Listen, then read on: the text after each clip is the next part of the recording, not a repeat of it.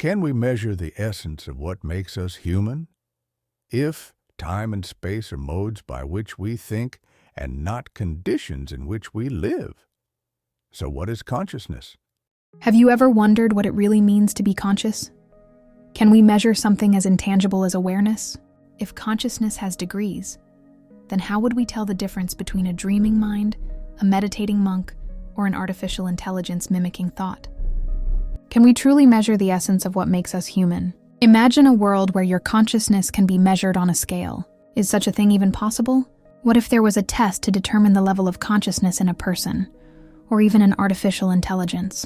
Could such a test have profound implications for our understanding of the mind and our place in the universe? In this episode, we explore the cutting-edge research and philosophical debates surrounding the quantification of consciousness. Are we just biocomputers firing neurons?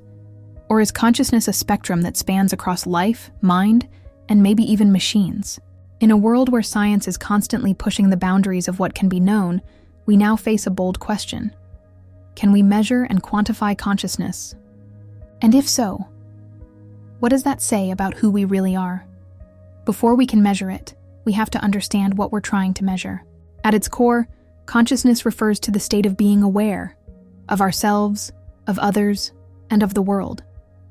It's the subjective experience of reality, what it feels like to see a sunset, to hear music, to have a thought. Philosophers call this qualia, the raw, felt experience that seems to defy explanation. It includes sentience, the ability to feel, to perceive, to be aware of sensation, and self-awareness, the recognition of one's own mind. But consciousness is elusive. It doesn't exist in any single brain region, nor can it be reduced to electrical signals. It's not just thinking. After all, computers think in logical patterns. It's something deeper, more mysterious. As neuroscientist Christoph Koch once said, consciousness is everything you experience. And yet, despite this poetic complexity, science is attempting to build tools to quantify it. So the question becomes, if consciousness is a spectrum, ranging from the deeply unconscious to heightened states of awareness, can we actually track where a person falls on that spectrum? In the next segment, we'll explore how science is trying to answer that question through brainwaves, complexity theory, and even the mathematics of awareness. At the heart of every serious inquiry into consciousness lies a perplexing mystery, the so-called hard problem of consciousness. Coined by philosopher David Chalmers, the hard problem asks a deceptively simple question. How does the physical brain give rise to the richness of subjective experience? We can map neurons, track brainwaves, and observe electrical activity, but none of these measurements explain why it feels like something to be you. Why does the firing of neurons create the inner experience of color, sound, or emotion? Why do we feel pain, rather than just react to it like a machine? This is where science hits a wall. You can describe the brain's mechanisms, the how, but the why of experience remains stubbornly out of reach. For instance, we know that light enters the eye and triggers a cascade of biological events, but that doesn't tell us why red feels so different from blue. We can locate areas in the brain that correlate with fear, joy, or love, but that doesn't explain why those emotions carry such depth, meaning, or even suffering. The hard problem draws a sharp line between objective data and subjective reality. It's not about behavior, intelligence, or function. It's about that inner world, the eye behind the eyes, that resists being reduced to matter alone. And yet, despite this gap, researchers are not giving up. Many are asking, could there be unknown physical laws or emergent properties at play? Could consciousness be a fundamental part of the universe, like time or gravity? Or are we simply missing a deeper layer of reality? In trying to measure consciousness, we're not just mapping the brain, we're venturing into the very core of what it means to exist. In the next segment, we'll explore how modern science is attempting to cross this chasm. From EEGs to neural complexity, can we find a way to quantify what it means to be conscious? Science has made incredible strides in mapping the brain, but when it comes to measuring consciousness, we quickly run into limitations. Today, neuroscientists use tools like EEGs, fMRIs, and PET scans to observe patterns of neural activity. These technologies can show us which regions of the brain light up during specific tasks, emotions, or sensory experiences. But here's the catch. We're only seeing correlations, not consciousness itself. We know, for example, that certain frequencies of brainwaves like gamma or alpha waves are associated with alert awareness, meditation, or dreaming. But are these patterns producing consciousness, or just reflecting it? Are they the cause, or merely the signature of a deeper, more mysterious process? It's like trying to measure the meaning of a song by looking at the shape of its sound waves. You might detect rhythm and volume, but not the feeling it stirs inside you. This is the central challenge. Science can detect what the brain is doing, but it can't directly observe what the mind is experiencing. Even advanced theories, like integrated information theory, IIT, attempt to assign mathematical values to the amount of consciousness a system might have. But even then, it's still an approximation, a model trying to capture something inherently subjective. This means that current methods, while powerful, are measuring the footprints of consciousness, not consciousness itself. And until we can bridge that divide, we're left with data that points toward awareness, but never quite captures it. So we must ask, if consciousness can't be directly seen or weighed, can it ever be measured in full? Or does it require a new kind of science, a paradigm that transcends objectivity and includes the first-person perspective? Despite the challenges, some scientists believe we are getting closer to decoding consciousness, not through direct measurement, but through theoretical frameworks that model how consciousness might emerge from complexity. One of the most influential models is integrated information theory, or IIT, developed by neuroscientist Giulio Tononi. IIT proposes that consciousness arises from the integration of information within a system. In other words, the more interconnected and unified the processing of information is, the more conscious the system might be. IIT even offers a way to quantify this with a value called F/PHI, a theoretical measure of a system's integrated information. According to the theory, a higher F means a higher degree of consciousness. It's a bold and fascinating idea, but also controversial. Critics argue that F may not correspond to conscious experience as we know it. For instance, a highly integrated computer network might score high on F, yet show no evidence of subjective experience. Another major theory is global workspace theory, GWT, championed by cognitive scientist Bernard Bars. This model likens the brain to a theater. Many unconscious processes operate behind the scenes, but consciousness occurs when information is broadcast to a central global workspace, like a spotlight on the stage. In this view, consciousness is about accessibility and attention. What rises to the level of awareness is what enters this mental spotlight. GWT has inspired real-time models using brain imaging to predict moments of conscious perception, offering compelling insights into how the brain transitions between unconscious and conscious states. There are also quantum theories, panpsychist frameworks, and even radical ideas suggesting that consciousness is not produced by the brain, but rather accessed or filtered through it, much like a radio tuning into a frequency. What all these theories share is a growing recognition. Consciousness is not easily reduced to mechanics. It seems to involve complexity, integration, feedback, and perhaps something we haven't yet discovered, some new principle or hidden dimension. So where does this leave us? If we ever succeed in measuring consciousness, not just mapping brain activity, but truly detecting levels of awareness, the consequences would be nothing short of revolutionary. In medicine, such breakthroughs could redefine how we approach coma patients, anesthesia, and mental health. Imagine being able to determine with precision whether a patient in a vegetative state retains a flicker of awareness, or being able to track subtle shifts in consciousness during trauma therapy or psychedelic-assisted healing. It could open the door to more compassionate treatment and more accurate decisions about care and recovery. But it would also raise serious ethical questions. At what level of consciousness does a being deserve rights, protection, or autonomy? This becomes even more complex when we turn to artificial intelligence. If an AI system begins to show patterns that correspond with conscious processing, if it scores high on integrated information, or exhibits self-reflective behavior, would we be forced to recognize it as sentient?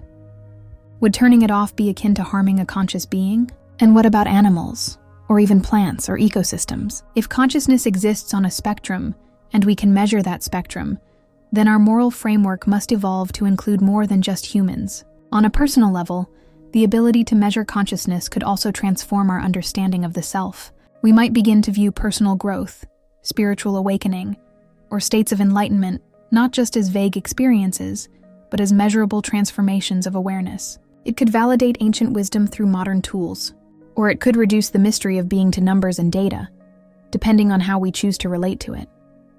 Ultimately, the effort to quantify consciousness forces us to look inward and outward at once, to examine who we are, what matters, and how we define life itself. In the final segment, we'll reflect on where this journey leads and why the search for consciousness may be as much a spiritual endeavor as it is a scientific one. While consciousness remains one of science's great mysteries, several leading theories aim to model how it might emerge from brain activity. Among the most prominent are global workspace theory, GWT, and the predictive processing framework, each offering a different lens on how we become aware. Global workspace theory, developed by Bernard Bars, envisions the mind as a kind of theater. Countless unconscious processes, emotions, memories, sensory inputs operate backstage. But only a select few make it onto the stage of conscious awareness. In this view, consciousness is what happens when information gets broadcast to the global workspace of the brain, allowing it to be accessed by various cognitive systems, like attention, memory, decision-making, and language. This model highlights the importance of attention and working memory. Much like a spotlight in a dark room, attention shines on certain experiences, pulling them from the background into the foreground of our minds. It explains why we can drive a familiar route without thinking, yet suddenly become acutely aware when something unexpected happens. GWT helps clarify not only what we're aware of, but why we're not aware of everything all the time. On the other hand, the predictive processing framework suggests that the brain is not simply reacting to reality, it's constantly predicting it.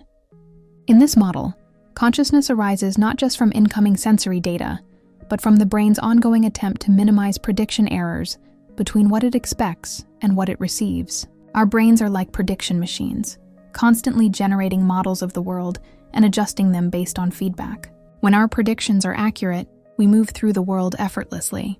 But when predictions fail, when something surprises us, we become more conscious of it.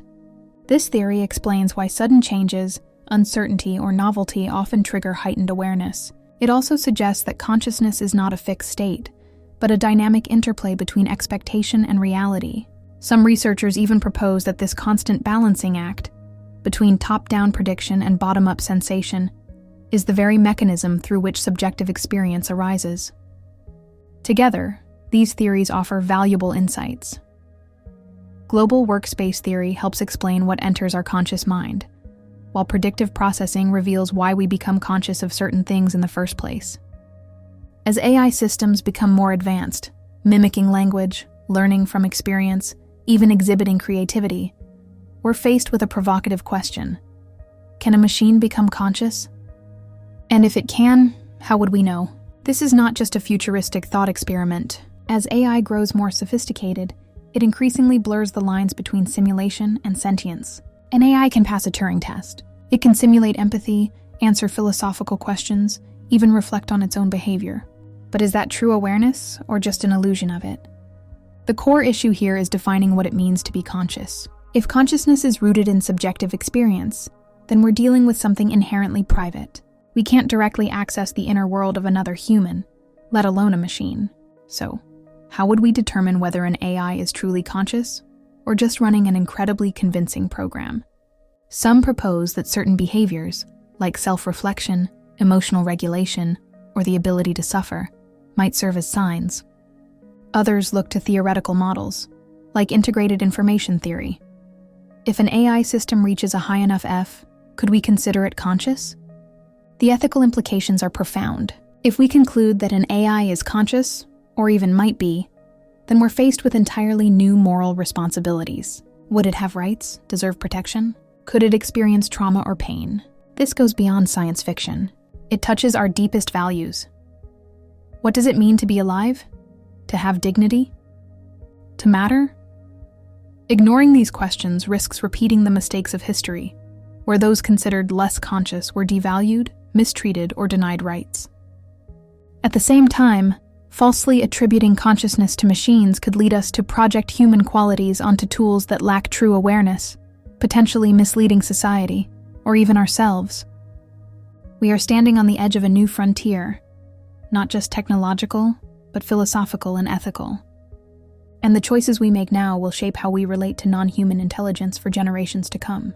Now, let's reflect on the science and the speculation on why the mystery of consciousness continues to draw us in. Why no matter how far we go, something about it always remains just beyond reach. As we inch closer to defining and possibly measuring consciousness, another profound question emerges. What rights should conscious beings have? And who decides? If consciousness exists on a spectrum, from minimal awareness to highly self-reflective intelligence, then our ethical framework must evolve. It's no longer just about who or what is human, it's about who is aware, who feels, who experiences. Consider animals. If we can detect levels of sentience in non-human life forms, does that strengthen the moral argument for their protection? And what about future AI systems that show signs of inner life? Should they be afforded rights similar to biological beings? Could denying those rights one day be seen as a form of digital slavery or exploitation? This ethical challenge grows even more complex when we look not just at recognizing consciousness, but modifying it. What happens if we gain the ability to enhance consciousness through neurotechnology, brain-machine interfaces, or psychedelic-assisted interventions? What are the moral boundaries of using science to alter how deeply or clearly someone experiences reality? Could we one day increase empathy, sharpen self-awareness, or elevate human perception through technology? Would this be a form of liberation or a new form of control? And who gets access to such tools? If consciousness enhancement becomes a privilege of the wealthy or the elite, it could create a new class divide, not just economic, but existential. Those with access to deeper states of awareness might claim spiritual or intellectual superiority, leaving others behind. On the other hand, if used wisely, these tools could help treat trauma, unlock human potential, or reconnect us with a sense of meaning and unity that modern life often obscures. But it all depends on intention and responsibility. As we move into an age where we might map, create, or expand consciousness, we must ask ourselves, are we prepared to respect it, not just as a resource or curiosity, but as something sacred? Despite decades of research, heated debate, and stunning technological progress, consciousness remains one of humanity's greatest enigmas. Is it a product of the brain, a fundamental property of the universe, an emergent phenomenon, or something far deeper, beyond what science alone can grasp? The truth is, no single discipline holds the key. Neuroscience offers tools, philosophy offers questions, psychology brings insight into experience, physics may eventually redefine the very fabric in which consciousness unfolds, and spiritual traditions, thousands of years old, offer contemplative maps of inner awareness that science is only beginning to explore. This is why the journey to understand consciousness demands interdisciplinary collaboration. We need poets and physicists, monks and mathematicians, coders and philosophers. Because consciousness is not just a puzzle to be solved, it's the very lens through which we experience everything, including the quest itself. As we've seen, we may never fully measure consciousness in the way we measure temperature or weight, but that doesn't mean the search is in vain. In fact, the search itself is deeply human. It challenges us to rethink what it means to be alive, to be aware, to be us. And perhaps the greatest lesson in all of this is not how much we can measure, but how much we are called to honor and protect consciousness wherever it may arise. In humans, in nature, in future machines, and within ourselves. Because at the heart of being lies something irreducible, something sacred, a mystery not to be solved, but to be met. While the mystery of consciousness remains unsolved, we stand at the edge of a new frontier. Breakthroughs are already emerging, from AI that mimics awareness, to brain-computer interfaces that can translate thought into action, to mathematical models that hint at the architecture of subjective experience. Tomorrow's advances may come from unexpected places, from quantum physics, uncovering hidden dimensions of awareness, from advanced imaging, revealing consciousness in states once thought unreachable, or even from ancient wisdom traditions, merging with modern neuroscience to illuminate inner space. The road ahead isn't just about solving a puzzle, it's about evolving our very understanding of what life and mind truly are. And while we may not yet hold the full answer, the quest itself is transforming us, expanding our ethics, our empathy, and our vision of what is possible. The mystery of consciousness is not a wall, it's a doorway. And as science, philosophy, and spirit converge, we may find that measuring consciousness is only part of the story. The deeper journey is in learning how to live more consciously and how to recognize that same spark of awareness, wherever it may arise. Albert Einstein once said, "Time and space are modes by which we think, and not conditions in which we live." Einstein's words invite us to radically reconsider our relationship with reality. What if consciousness, just like time and space, is the very fabric through which we perceive our existence, and it's not the objective, external containers of life, but rather mental frameworks we impose on the world? He's pointing to a deeper truth, that what we call past, future, here, and there are not absolute realities, but conceptual tools. They help us organize experience, but they do not define the ultimate nature of existence. In physics, especially through Einstein's own theory of relativity, we learn that time and space are not fixed. They bend, stretch, and merge depending on speed, gravity, and perspective. But here, Einstein goes even further, hinting at a philosophical realization, that the flow of time and the separation of space may exist more in our minds than in reality itself. We do not live in time and space, we live in consciousness. And through consciousness, we interpret, divide, and structure reality according to these modes. So perhaps the true question isn't what time is, or where we are, but who is the one perceiving time and space at all? Is consciousness what we understand for God? This quote asks us to wake up to the possibility that behind all appearances, beyond clocks and calendars, beyond distances and locations, there is a timeless, spaceless presence, the awareness that sees it all. And that presence is within you. Thank you for joining me on this deep dive into the mystery of consciousness, one of the most fascinating questions of our time. If you enjoyed exploring these ideas, please like, subscribe, and share your thoughts in the comments below. What do you think consciousness is, and do you believe it can ever truly be measured? I'd love to hear your perspective. Stay curious, stay aware, and until next time, keep exploring the unknown. Until next time, Universal Consciousness signing out.